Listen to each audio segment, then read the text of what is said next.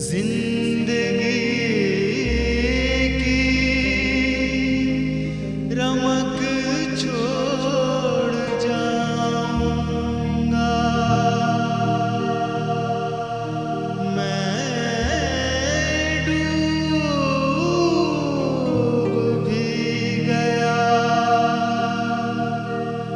मैं, डूब भी गया तो शफक छोड़ जाऊंगा। उर्दू ज़बान की इब्तिदा और इर्तिका की दिलचस्प कहानी है। हिंदुस्तान की सरजमीं जहां बैरूनी हमलावरों की मौजूदगी से बेचैन हो रही थी, वहीं एक नई ज़बान के अंकुर फूट रहे थे। अरबी, फारसी, तुर्किस्तानी, संस्कृत के अल्फाज से मिलकर एक नई ज़बान बन रही थी, उर्दू।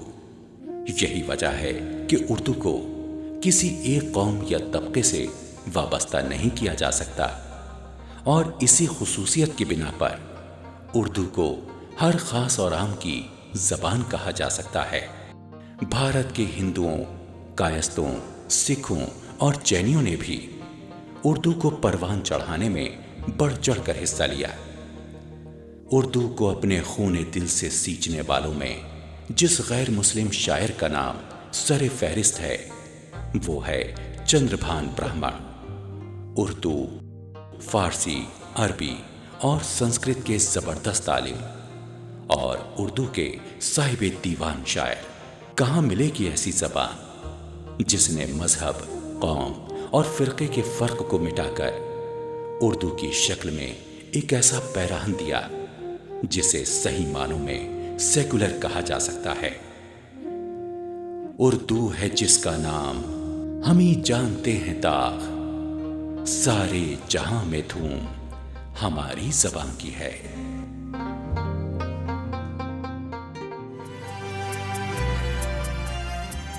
रघुविंदर राव जज्ब जिंदगी की सच्चाइयों के शायर हैं। उनकी निगाहें हमेशा हक़ाइक़ पर मरकूज रहीं।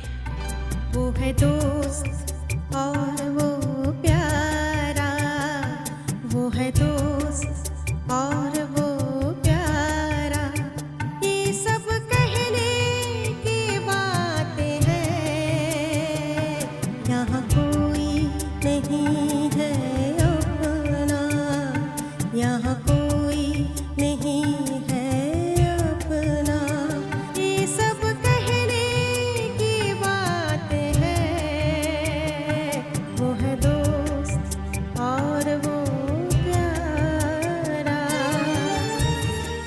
जज्ब की मादरी ज़बान उर्दू नहीं थी, मगर उनकी पूरी जिंदगी उर्दू ज़बान की खिदमत के सुपुर्द थी। फूलों से बुलबुलों से गुलिस्तां से खेलिए, फूलों से बुलबुलों से गुलिस्तां से खेलिए, वहशत न हो तो फसलें बहारा से खेलिए, फूलों से बुलबुलों से गुलिस्तां से खेलिए, फूलों से बुलबुलों से गुलिस्तां से खेलिए, वहशत न हो तो फसलें बहारा से खेलिए, फूलों से बुलबुलों से गुलिस्तां से खेलिए। जज्ब के यहाँ भी सूफियाना मज़ामीन की कसरत है, इसीलिए उन्होंने हरम और बुतकदे में कभी कोई फ़र्क महसूस नहीं किया। ये कहते हो कल आएंगे, फिर उस पर मुस्कुराते हो, ये कहते हो कल आएंगे, फिर उस पर मुस्कुराते हो, चलो बस जाऊं मैं समझा, चलो बस जाऊं मैं समझा, ये सब कहने की बातें हैं, वो है दोस्त और वो प्यारा। ناظرین آداب، آفتاب سخن میں ایک بار پھر آپ کا خیر مقدم ہے۔ ناظرین، اردو بھارت کی سرزمین کی اپج ہے، یہ ہم سب جانتے ہیں، جس کے مرکز دلی اور لکھنؤ ہوئے، لیکن اس کی مقبولیت حصوں میں بٹ کر محدود نہیں ہوئی۔ جنوبی ہند میں جن لوگوں نے اردو زبان کی ترقی میں نمایاں کردار ادا کیا، ان میں سے ایک مقبول نام ہے پنڈت رگھویندر راؤ جذب کا۔ جذب کی مادری زبان اردو نہیں تھی۔ وہ کرناٹک کے ضلع رائے چور کے گنگاوتی علاقے میں 2 اپریل 1894 کو پیدا ہوئے تھے۔ 2 سال کی چھوٹی سی عمر میں ایک دولت مند خاتون نے انہیں گود لے لیا، اور جب انہوں نے ہوش سنبھالا تو اپنے آس پاس کے لوگوں کو کنڑ بولتے ہوئے پایا۔ پنڈتوں سے سنسکرت اور سید مختوم حسینی سے اردو فارسی سیکھی انہوں نے، یعنی ایک ایسا زبان دان جس نے ساری زبانوں کی خوبصورتی کو اپنی شاعری میں رم لیا۔ رگھویندر راؤ جذب کے لیے شاعری کا مقصد صرف اور صرف اردو کا فروغ تھا، اسی لیے انہوں نے ضلع رائے چور میں شعر و سخن کی خدمت کے لیے ایک انجمن بنائی، بزم سخن، جہاں مشاعروں اور ادبی محفلوں نے دکن کی سرزمین کو اردو کی خوشبو سے سرشار کر دیا۔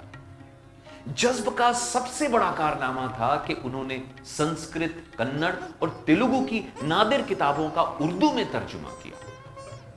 کنڑ اور اردو لغت کی انہوں نے ترتیب کی، جس نے اردو اور کنڑ زبان کو قریب لانے میں بے حد اہم رول ادا کیا۔ کون نظر انداز کر سکتا ہے رگھویندر راؤ جذب کے اس کنٹریبیوشن کو اور اس حقیقت کو کہ اردو کسی ایک طبقے کی نہیں، عوام کی زبان ہے اور ہر مذہب اور فرقے کی زبان ہے۔ جذب کیونکہ کئی زبانیں جانتے تھے، لہٰذا انہوں نے زبانوں کے علمی خزانوں کا بھی جذب کیا اور اس کا ان کی شاعری پر گہرا اثر پڑا۔ ان کی نظر ہندو ویدانت اور فلسفے پر بھی تھی، تو دوسری طرف وہ تصوف اور روحانیت میں بھی گہری دلچسپی رکھتے تھے۔ بہرحال جذب کا موضوع سخن کچھ بھی رہا، انہوں نے جو کچھ بھی کہا، ہمیں تو ایسا لگا گویا یہی ہمارے دل میں ہے۔ ہر موج سے اٹھائیے سینے میں موج نام، ہر موج سے اٹھائیے سینے میں موج نام، ہر موج سے اٹھائیے سینے میں موج نام، ہر موج سے اٹھائیے سینے میں موج نام۔ طوفان صرف کھیل ہے، طوفان صرف کھیل ہے، طوفان سے کھیلیے، طوفان صرف کھیل ہے، طوفان سے کھیلیے۔ وحشت نہ ہو تو فصلیں بہاروں سے کھیلیے، پھولوں سے بلبلوں سے گلستان سے کھیلیے، پھولوں سے بلبلوں سے گلستان سے کھیلیے۔ ناظرین، احمد امتیاز کا آداب۔ ابھی آپ رگھویندر راؤ جذب کی غزل سن رہے تھے۔ رگھویندر راؤ جذب 20ویں صدی کے ایک اہم شاعر تھے۔ آئیے ہم اب ان کی شخصیت اور شاعری سے کے حوالے سے باتیں کرتے ہیں۔ ہمارے ساتھ جو مہمان ہیں وہ ہیں غوث سیوانی صاحب۔ غوث سیوانی صاحب، ہم آپ کا اس محفل میں استقبال کرتے ہیں۔ غوث صاحب، جذب صاحب 20ویں صدی کے شاعر تھے، لغت نویس تھے، ترجمہ نگار تھے، اور اردو فارسی کے علاوہ کنڑ، تیلگو اور سنسکرت زبان میں بھی کافی دسترس رکھتے تھے۔ اتنی جہاد کے مالک شخصیت کے بارے میں آپ ہمارے ناظرین کو کیا بتانا چاہیں گے؟ رگھویندر راؤ جذب کا جو زمانہ ہے، اس زمانے میں اردو کے بہت بڑے بڑے شعراء موجود تھے، بڑی بڑی شخصیات موجود تھیں۔ جو چیز انہیں دوسروں سے ممتاز کرتی ہے وہ یہی ہے کہ انہوں نے ہر شہرت اور ناموری سے الگ رہ کر اردو زبان اور شعر و سخن کی خدمت انجام دی۔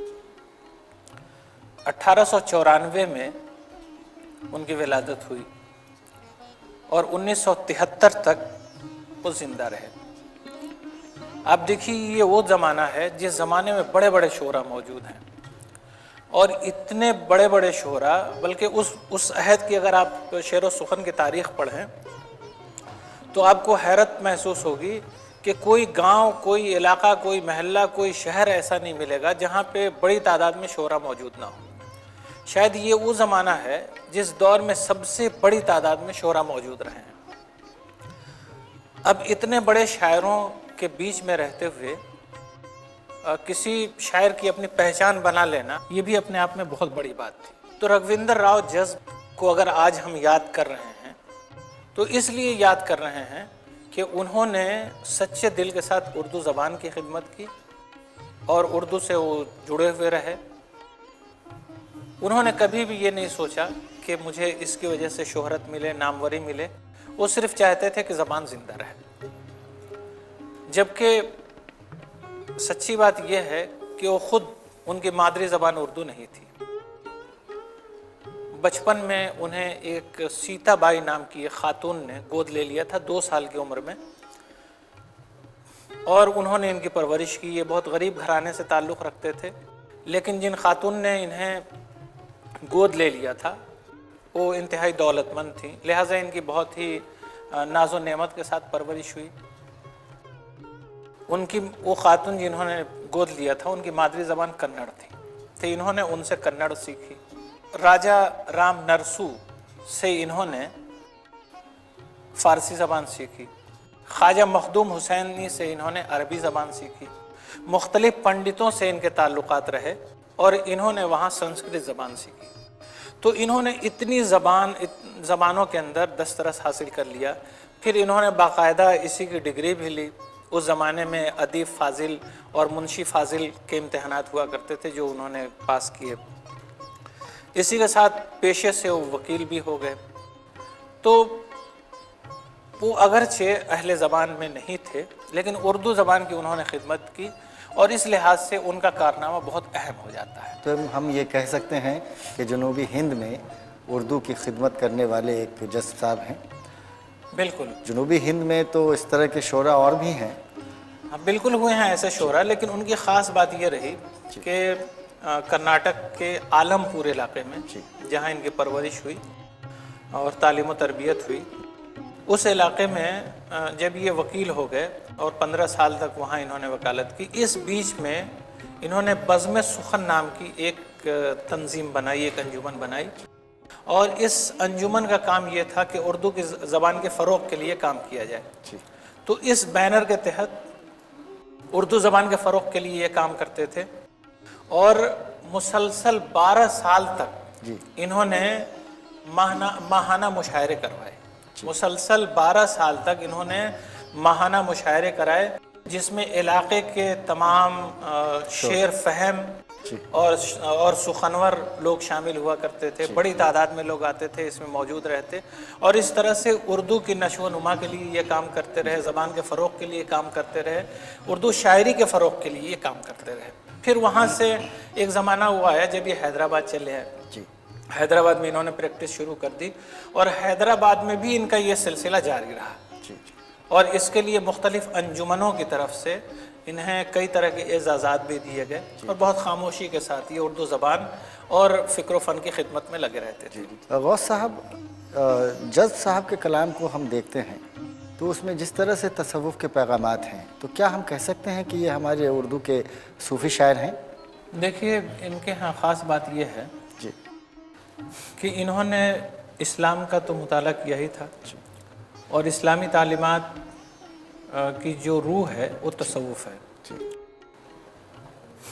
اس روح سے وہ واقف تھے۔ اسی کے ساتھ ساتھ انہوں نے ویدوں کا مطالعہ کیا تھا، گیتا انہوں نے پڑھا تھا، ہندوؤں کی جو اساطیری روایات رہی ہیں ایک لمبی، ان تمام کے اوپر ان کی نظر تھی۔ اور اب دیکھیں تو تصوف کے 2 انداز عموماً ہیں، ایک تو جسے ہم تصوف کہتے ہیں، دوسرا جو ہے اسے بھکتی کہا جاتا ہے۔ تو تصوف اور بھکتی، ان دونوں میں ایک نازک سا فرق یقیناً ہے، اور ان دونوں سے وہ واقف تھے، اور ان دونوں کا آمیزہ ان کے کلام میں ملتا ہے۔ صوفیہ کے ہاں چونکہ انسانیت کی بات کی جاتی تھی، اور وہ इंसानों को मज़हब के नाम पे बांटने के कायल नहीं थे, ज़ात के नाम पे नहीं बांट सकते थे, इलाके के नाम पे नहीं बांट सकते थे, रंग और नस्ल की बुनियाद पे नहीं बांट सकते थे। तो सूफिया के यहाँ इंसानियत की बात की जाती थी, और जज्ब के यहाँ भी वही मामला है कि इन्होंने इंसानियत का दर्स दिया और लोगों को वही पैगाम देने की कोशिश की जो सैकड़ों साल से इस मुल्क में सूफिया देते रहे हैं, संत देते रहे हैं, अल्लाह वाले देते रहे हैं। उनका एक बहुत मशहूर शेर इस ताल्लुक़ से मैं अर्ज़ करना चाहूँगा। जी सुनाइए ज़रूर। हरम और बुत का दे में कुछ नहीं जो कुछ है दिल में है। हरम और बुत का दे में कुछ नहीं जो कुछ है दिल में है, मैं सब कुछ जज्ब कह दूँगा, ये सब कहने की बात है। नाम वादे के पूरे हैं ना, हम हैं ज़ब्त में कामिल। नाम वादे के पूरे हैं ना, हम हैं ज़ब्त में कामिल।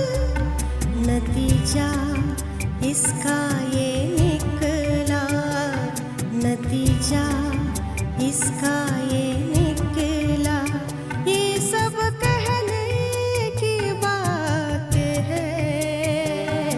वो है दोस्त और वो प्यारा, ये सब कहने की बात है।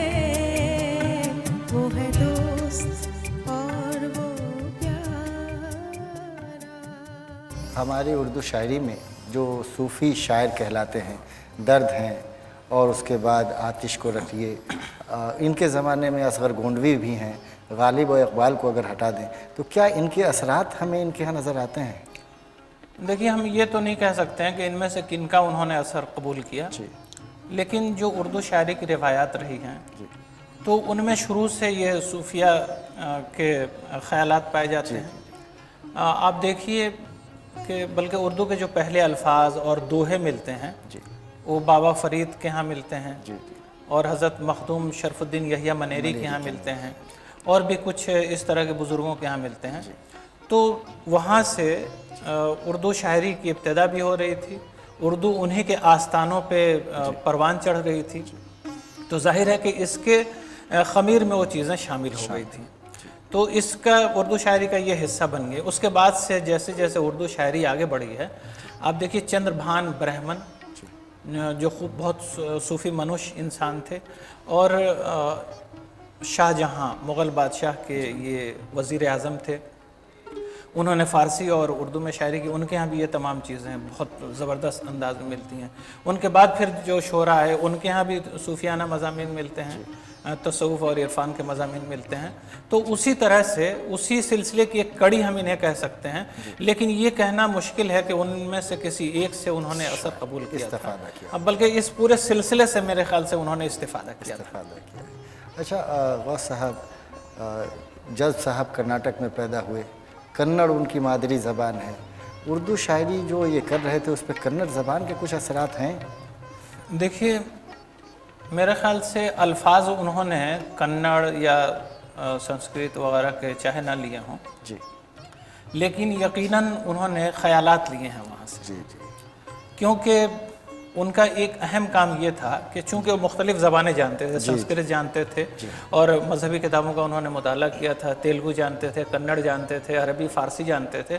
तो इन सभी ज़बानों में जो उलूम व फ़नून की किताबें हैं और उन किताबों के अंदर जो इल्म व फ़न का अजीम ख़जाना मौजूद है, उस पूरे ख़जाने से इन्होंने इस्तिफ़ादा किया और अपने अंदाज़ में, अपने लबो लहजे में उन्होंने उर्दू में इसे उतारने की कोशिश की है।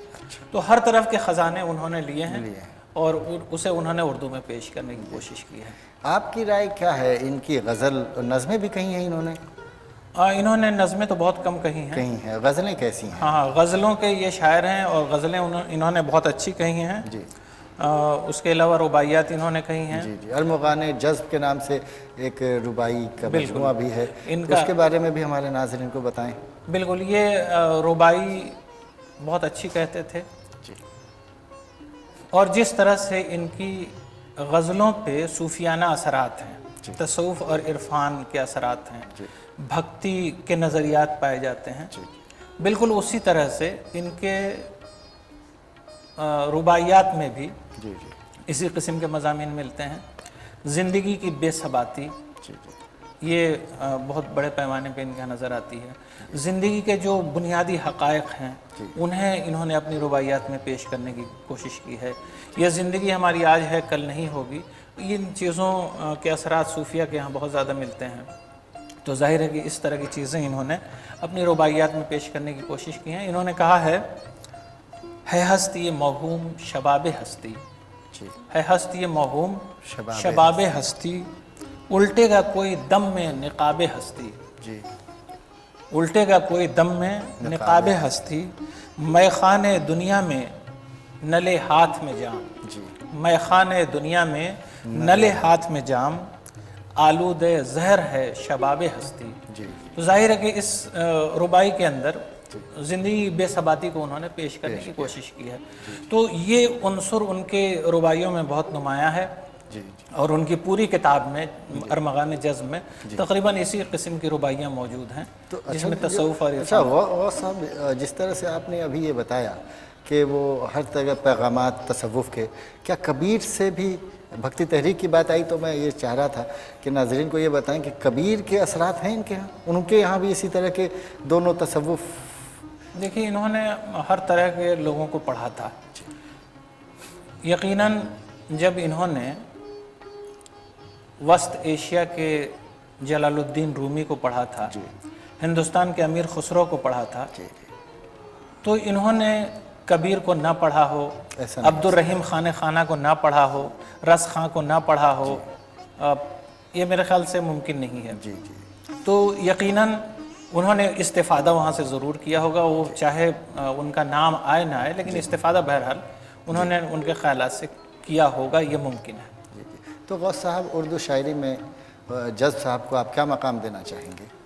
मेरे ख़्याल से किसी के साथ किसी का मुआजना करना मुनासिब। ये मुनासिब नहीं होता है, तो हम किसी से उनका मुआजना नहीं करना चाहेंगे। लेकिन एक ख़ास बात जो मुझे महसूस होती है वो ये है कि उन्होंने ज़िंदगी के हक़ाइक़ को पेश करने की कोशिश की, जो इंसानी ज़िंदगी की बुनियादी बातें हैं उन्होंने अपनी शायरी में पेश करने की कोशिश की। उनकी गज़लों में इस तरह की चीज़ें मौजूद हैं।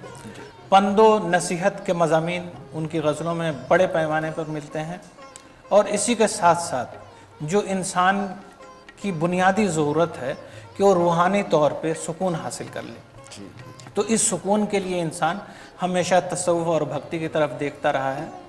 तो इस तरह के मज़ामीन उनके इस शायरी में भी मिलते हैं। तो बहरहाल उनकी अगर मजमूई तौर पे देखें तो उनके अशार में तसव्वुफ़, भक्ति, पंदो नसीहत, ये मज़ामीन मिलते हैं। जी गौस साहब, रघुवेंद्र राव जज़्ब के बारे में आपने बहुत पुरमक्स बातें बताई और इस महफिल में आप आए, इसके लिए आपका बेहद शुक्रगुजार हूँ। बहुत बहुत शुक्रिया। ए जज्ब खूब खेलिए जज्बात से मगर, ए जज्ब खूब खेलिए जज्बात से मगर, ए जज्ब खूब खेलिए जज्बात से मगर, ए जज्ब खूब खेलिए जज्बात से मगर, जिन्हार भी न दीन, जिन्हार भी न दीन और ईमान से खेलिए, जिन्हार भी न दीन और ईमान से खेलिए, वहशत न हो तो फसले बहारा से खेलिए, फूलों से बुलबुलों से गुलिस्तां से खेलिए, फूलों से बुलबुलों से गुलिस्तां से